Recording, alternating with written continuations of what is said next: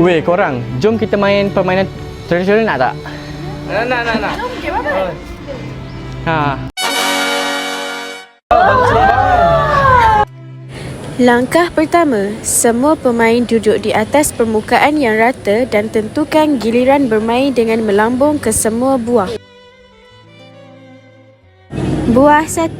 Taburkan kelima-lima batu di lantai, lambungkan batu ibu ke udara dan kutip semua batu di lantai. Ulang sehingga semua batu berjaya.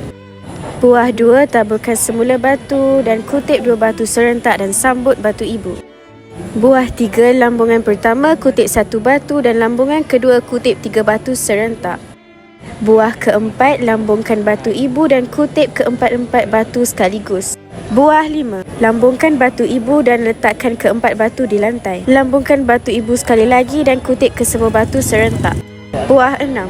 Ambil 2 batu dan lambungkan batu ibu ke udara. Letakkan salah satu daripada 2 batu di atas lantai dan kutip batu lain. Buah 7.